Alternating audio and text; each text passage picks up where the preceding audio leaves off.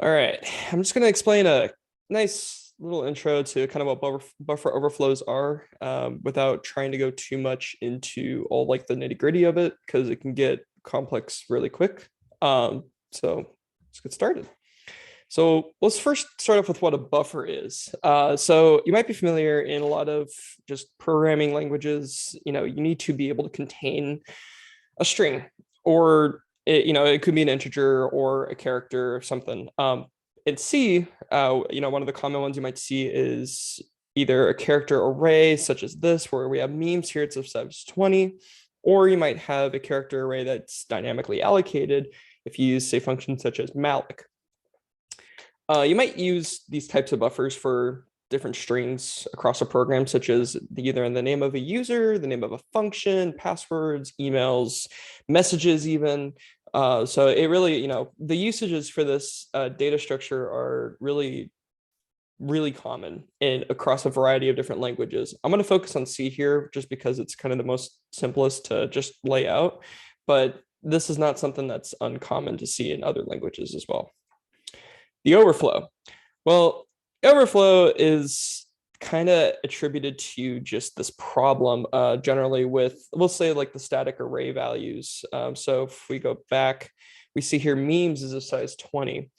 That's a singular size 20. That's an allocated amount of data. So it's an allocated address range that's contiguous. That means wherever we allocated memes at. So when I say character memes 20, the system or the interpreter for libc will say, all right, well, memes, you get this location on the stack. And now this is the stack frame for the current function we're in. So in this case, it's main. It says, all right, this variable memes is located here now, and we're going to give it 20 bytes. So starting at whatever starting point it gives it, the 20 bytes after that, it's going to have that space to be able to store values into. Now, the problem with that is if we don't expect what size of values are going to go inside of that, we really could just kind of overflow that space, meaning that even though it's a size 20, there's other data that exists. This space is more of just kind of like, I would say, two sticks that are stuck in the ground. And if you were to say, all right, I stick a stick here, this is where I want to start, and I stick a stick over here, this is where I want to end, but I could just go past that other stick if I wanted to. And that's really kind of what's going on here. We have a set of memory that we're dealing with that also is inlaid with other memory that this program is also using. Now, what other memory might we see? Well, we probably see other things like, actually, first I'm explaining out of order here, but we might see things such as local variables, return addresses, such as, how we need to know how we get back to our calling function. So if we're calling, say, another function like printf, it needs to know how to return back to main wherever we were calling it from. The way it does that is using a return address. So it stores this value somewhere in memory on the stack, more specifically. And then when printf or whatever function you're calling is done executing, it uses that value to then redirect execution back to where you had called from. Other saved addresses, sometimes people like to save other functions as variables inside of a program for some reason, and that sometimes can cause problems, but I won't dive into that too much. The general overflow idea here is that if we have some buffer normally where, say, we're allocated, say, 20 bytes, in this case, this is not 20 bytes, but this is 7 bytes. I have an input expected that it's going to be at least 6 bytes because every string in C, or at least any string in most programs, that is supposed to be something that, is a user inputted string that's not just created by the program, is usually going to be null terminated, meaning that there's a singular 0 that's put at the end of that string. And this is how a program knows when that string is complete. So if it was to print it out for you, it's not going to start spitting out garbage at you. It's going to say, okay, HELLO, and then 0, I'm done. And so then that's as many characters as it's going to write to the standard out. The buffer overflow part is kind of a problem, though, because if we say, all right, I'm just going to start putting in a longer string than what I've been allocated, and maybe I don't actually include that null byte, anytime I print out this value here, it's probably going to give me a bunch of junk that's like outside of what I've written there already. But also here, it's going to be bigger than those 7 bytes, which is maybe not necessarily a problem, because if it's just arbitrary space and I'm just worried about printing out that string, yeah, maybe a couple bytes over isn't a problem. Maybe 3 bytes. As long as I null terminate it, then my program works fine. It looks fine. I'm not getting a bunch of garble out. Of course, if I don't null terminate it, then I'll get garbage out of there. But that's not really the important part here. The important part here is the program will kind of just let you do this willy-nilly. The computer's not going to stop you from doing this. Functions such as gets will sometimes let you just kind of just write as much as you want. We'll come back to that in a second. So what things exist on the stack? We already said local variables, return addresses, and other types of saved values. I'm going to focus on local variables for now. Let's say you had a simple function. The stack kind of looks something like this. So you have some other variable, maybe it's just not important right now. You have some character array, that's like a variable 2, and then maybe I have a lock. So this lock is an integer value that, maybe I initialized it to 0. So int lock equals 0. And the character array that's here, var2, I have the ability to write into using some method of another. So whether that's gets or fgets, or scanf, and maybe I didn't predict or set the correct boundary or size of that 20 for that buffer. Maybe I said it was like 30 instead, or I just didn't constrain it at all. Well, I could just write, past that. So maybe I wrote 20 bytes and then 4 extra bytes flew over into the int lock variable, because when we're constructing variables inside of a function that are local variables, these are ones that are defined inside of a function, not ones that are defined globally, they become contiguous on the stack. So this meaning that they come one after another. If you have 20 bytes for var2, you'll have 20 bytes of space allocated, and then right after that will be this cool new variable called int lock. The byte size for that for standard integer is 4 bytes. So you'd have 20 bytes for character array, 4 bytes for int lock, and then whatever else you have on top of the stack. So one after another. And why that's important is because if, say, I have this overflow in var2, I can easily overflow into another variable and start modifying how that variable operates. So things such as a lock, where maybe I have some decision later on in my program where it's, if this lock is a non-zero value, meaning that maybe I entered a password incorrectly somewhere, then now I can get secrets about candy. But else, if it's not, if it's 0, then I can't, of course. This is not always an expected behavior, because maybe, you're like, well, I have a variable here, whatever. As long as a person doesn't guess the password correctly, then they're not going to be able to unlock it.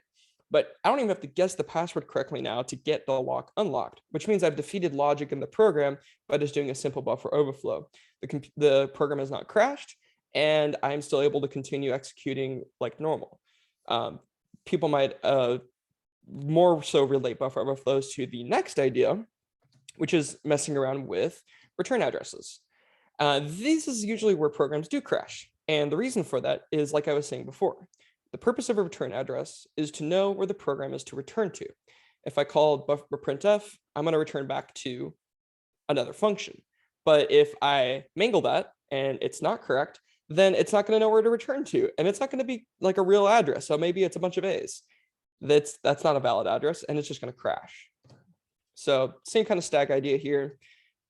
Say we have a variable var2 that we can overflow, and now I just blow through with a bunch of A's.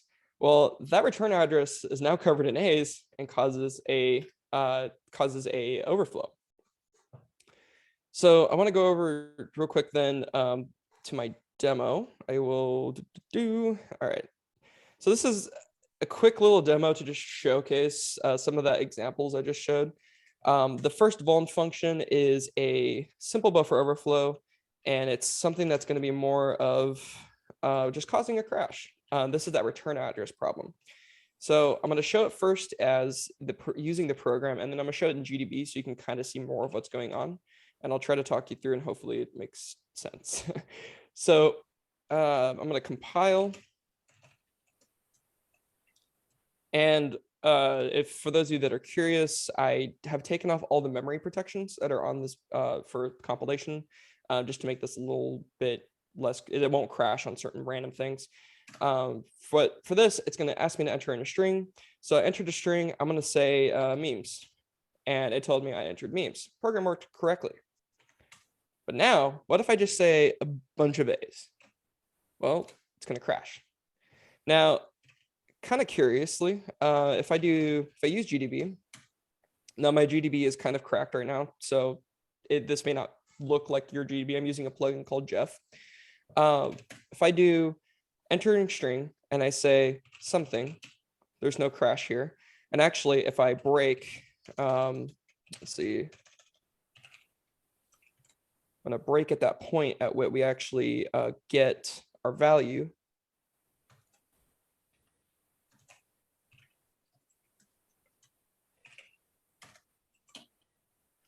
So if I examine the value at RBP -8, or sorry, +8, which is our return address, this is just more of prior knowledge, but where the address is located is normally the base pointer +8. I won't dive too that much into that, but we know that our base pointers or our return address is intact.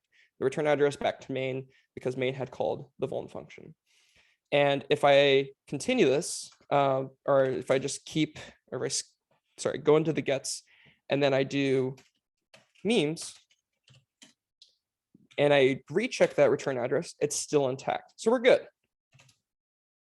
Let's try that again. And I'll step into that. And we'll go ahead and just do our bunch of A's again. And everything seems to be executing normal. I can still kind of just go to the next instruction and continue on. Though if we double check that return address, ooh, maybe I didn't do enough.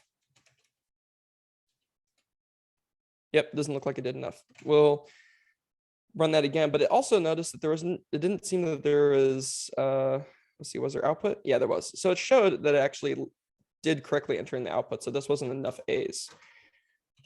So we'll run this again. And I'll actually just do a ton this time. So there's no way that it can't be overwritten.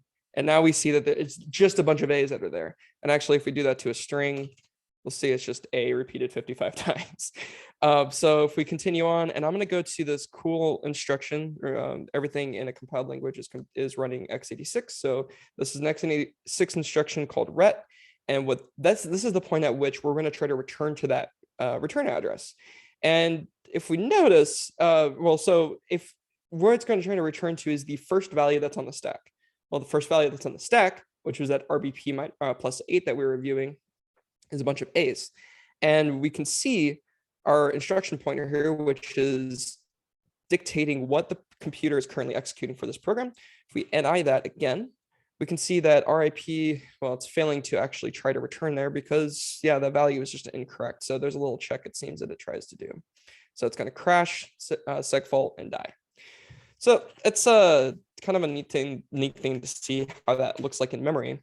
I want to do the next one too, because it's also more of a logic one. And this is exploring that lock value problem. So I have just a vulnerable buffer, 10 bytes, and then I also have a lock variable. If the password is guessed correctly, then I am able to get super secret data. And it also tells me that the lock is unlocked. So let's go ahead and compile again. And we'll just use it as it's supposed to. So the password is password, of course, and we get super secret data. But if it's incorrect, something, then the lock is still locked. We don't get the data. However, if I say, so 1, 2, 3, 4, 5, 6, 7, 8, 9, 10, and then do like 1, 2, 3, 4, this shouldn't break the program, but I've now overflown about 4 bytes into lock. So now it's a non-zero value. So whatever the value is there is going to be the integer equivalent of OX41 or yeah, OX41 4 times, whatever the integer is. I don't care what it is. But now I get super secret data about Candy and the lock is unlocked, but you notice I didn't get the password correct. So I was still able to defeat logic. And with this program, because it is still a classic buffer overflow, as was the last vulnerable function, I can also perform the return address overwrite. So that's, it's something else you can do, but the logic was more interesting here just because it didn't crash. And I also want to show this quickly in memory. So let's do break vol2 run. And I want to figure out real quick where.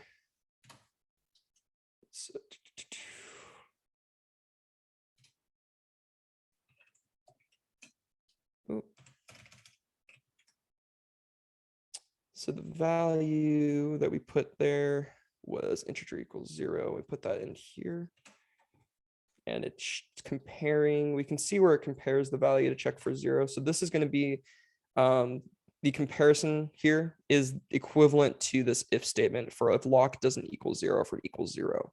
So we can know that this is the lock that we're going to be expecting.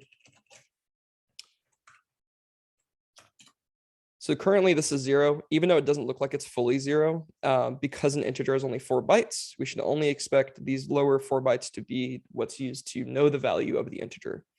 So how we know if we've correctly overflown to this is if this value here becomes like the least significant bytes here become non-zero.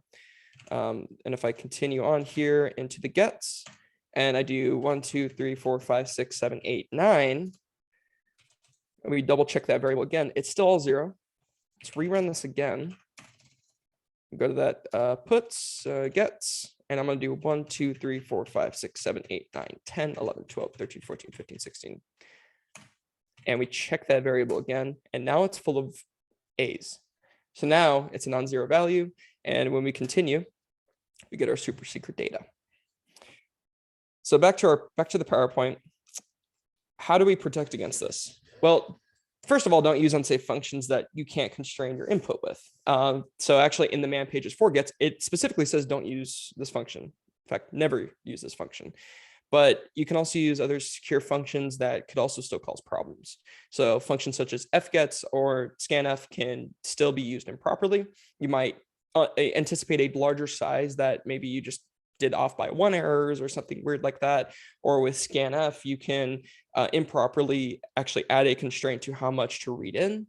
That can still cause problems. So even in some of these secure functions, it still comes down to how does the user that's coding this actually implement it, and do they implement it correctly? Of course, for the attack surface, it's still there's still need for like trying to prevent in memory problems such as things like return address overwrites to stop people from being able to just take arbitrary control of a program. There's other technologies such as shadow stacks, which try to prevent just arbitrary stack writing by the user and to make sure it's more controlled. But of course, the more basic ones are such things such as DEP or is it data execution prevention that stop things such as putting shellcode on the stack, because that's a thing you can do. And it was a big issue in the 80s and 90s, like when people were just having like programs being able to just write to memory and then you could just start executing shellcode. And that's not a good thing. ASLR, it's to prevent you from having predictable addresses. It kind of goes hand in hand with PIE. Canaries are one of the things that would have stopped us from doing this basic overflow. It puts a value into the stack. And if you try to overwrite to the address and you overwrite this canary, the program crashes. But not for the crash because you overwrote the return address, but because it found that you were doing a thing called stack smashing. Fun fact, canaries come from the name of old coal miners who used to use canaries to put on their shoulders, or at least in cages. It's usually more so cages so they don't fly away. But they'd take them down there, and if the gas was too noxious, and because they had a higher sensitivity to it, they would pass out. And so they knew that it was not safe to be down there. So it's kind of a similar idea here. If it gets overwritten, well, your canary's gone. So I should probably, just exit out and kill the program. But yeah, so I hope that was a good intro. And I will, if this is something that's interesting to you guys, I can do more advanced ones later on, like at least maybe explain some of this further or go more into like ROP or other techniques too.